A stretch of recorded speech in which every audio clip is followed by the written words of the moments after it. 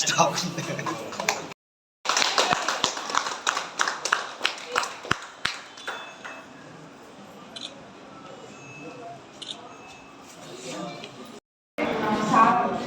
నాకైతే చాలా బాగా నచ్చింది.